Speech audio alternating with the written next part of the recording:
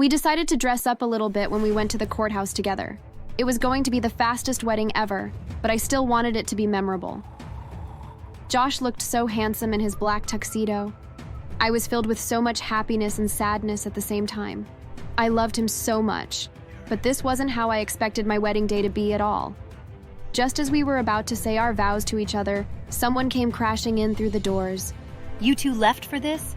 Do you know how much work you're missing right now? Neither of you have cleaned my car yet. It's Saturday. We're not even supposed to be working today in the first place, much less cleaning your car. It's just becoming clear to me how little the two of you care about your careers. It was at this moment that I snapped. I had sacrificed so much for this woman for so many years, thinking that it would be better for my career in the long run. It finally dawned on me that she was never going to help my career anyways. She was just using people as her little slaves to do what she wanted them to do, and had no intention of ever helping them get anywhere. Ever since I was a little girl, I've always loved clothes. I would spend lots of late nights flipping through a fashion magazine and fantasizing about what it would look like to have my own designs in there one day. I liked styling outfits together and making other people feel good about what they wore. So it made sense for me to study fashion design once I graduated high school. In college, I was a promising student. People would always tell me how amazing my designs were. I became so hopeful about my future and finally living my dream. Once I graduated, I had my pick of working at whatever fashion magazine I wanted, and I chose the magazine that I had loved as a child. Instead of it feeling like a dream come true to finally work at my dream job, it was a nightmare. Growing up, the founder of the magazine had been such an inspiration to me. She created the magazine herself and had been running it for the past 30 years. She turned the magazine into one of the most popular ones in the country. I had dreamed about becoming just like her when I was a little girl. They say never meet your heroes for a reason, I guess. Joan, my boss, had such impossible standards for everyone, and nothing anyone did was ever good enough for her. She kept saying that her work ethic was how she got to where she was today. She would have all the designers submit 400 sketches to her by the end of the day, every day. Half of the time, she never liked any of the submissions anyways, and would make them redo all of them. Everyone would have to stay late to meet her insane request deadlines, with no overtime pay. People missed a lot of important events outside of work, but we were too afraid to tell her that her expectations for the magazine were too high. We were too afraid of losing our jobs. If you wanted to make a name for yourself in the fashion world, you needed to stay on Joan's good side. She was very quick to fire anyone who dared to stand up to her. But it wasn't just the work for the magazine. She would have us do work that was clearly not for the magazine at all. She would call us all into work to do things for her like washing her car, doing her laundry, and even picking up her kids from school. It was like we were her slaves. One day, I overheard someone try to talk to her about it. Joan, I can't be coming in this weekend to clean your house. I'm a fashion designer, and I came here to design clothes. Working as your maid isn't part of my job description.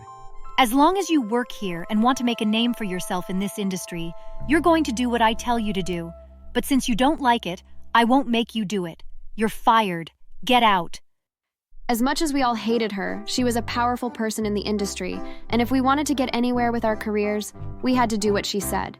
It was especially hard because she wouldn't let us have lives outside of work, at all. Ms. Joan, my son's first birthday is coming up, and I was hoping that I might be able to have a day off this weekend to spend it with him.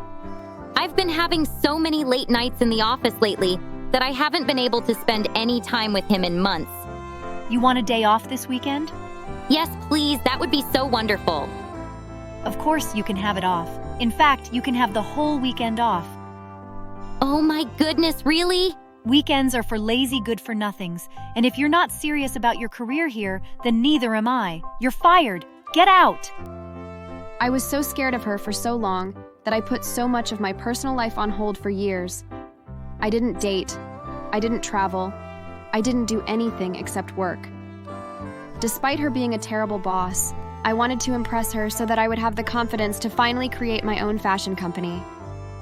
After years, I started bonding with my coworker Josh, who worked late nights with me. We mostly talked about how terrible our boss was. We slowly got to know each other more as we spent more time together, and I began to fall in love with him. He made being there a little less terrible by telling me little jokes and encouraging me in my designs. We started dating and eventually decided to get married. The problem was the very thing that brought us together in the first place. When on earth would we have time to get married? Joan never approved time off requests, and if she ever heard about them, she would immediately fire whoever requested the time off. We talked about it together and eventually decided to risk it. We were in love with each other and wanted to get married, so we deal with whatever consequences that followed. We didn't dare request a whole day off, or even bother to plan an extravagant wedding out of fear of losing our jobs. Instead, we sneaked to Bethany in HR and asked for a couple of hours off so that we could stop by a courthouse to say our vows to each other and sign some paperwork.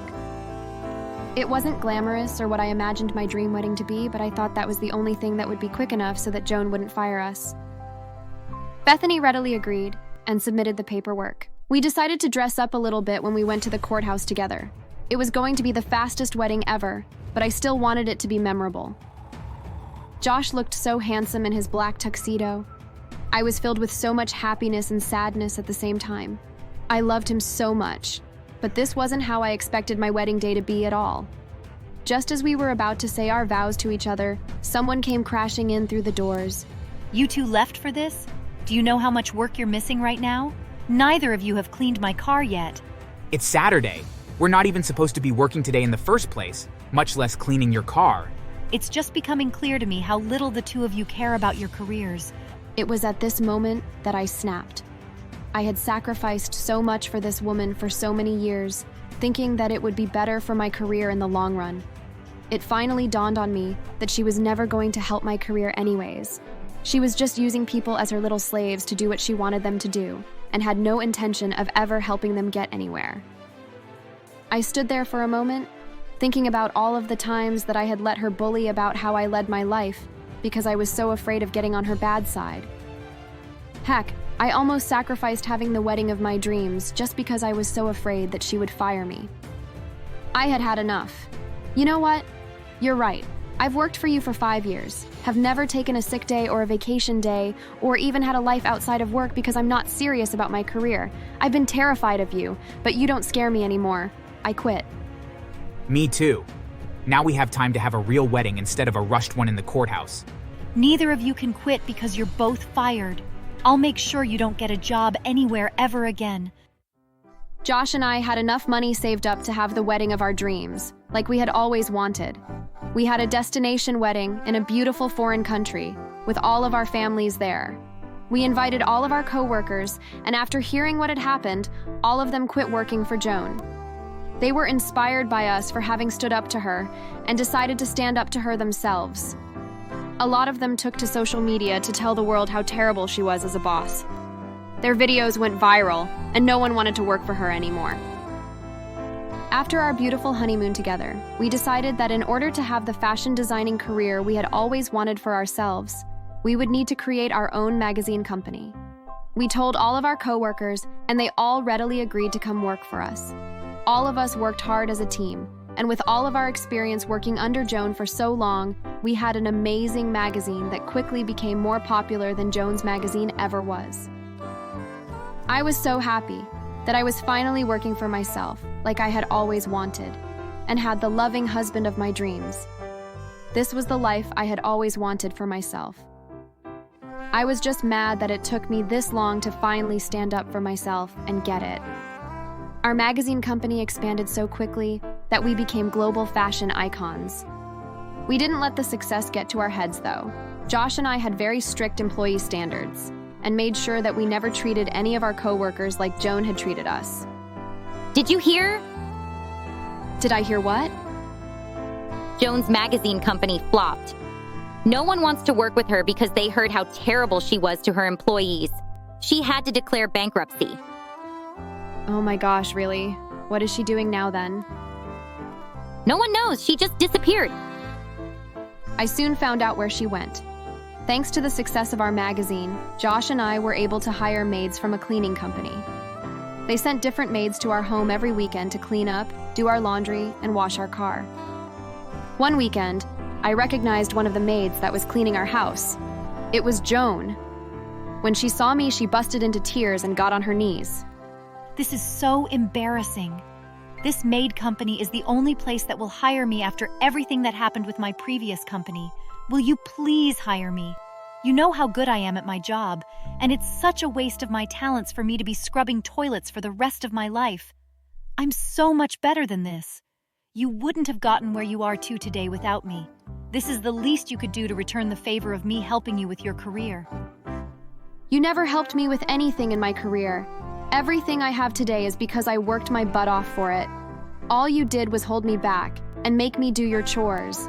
I would never ever hire you to work for me.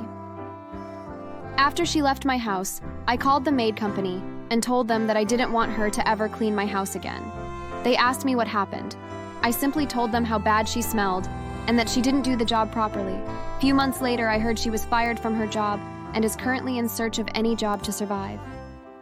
Karma is a funny thing. She spent so much of her life making people do her house chores, promising them a boost in their career that she never gave. Now she's spending the rest of her life as a has-been CEO and a maid, cleaning up for other people. Thanks for watching. Make sure to subscribe and leave a comment down below saying I subscribed, and we will try our best to reply to your comment.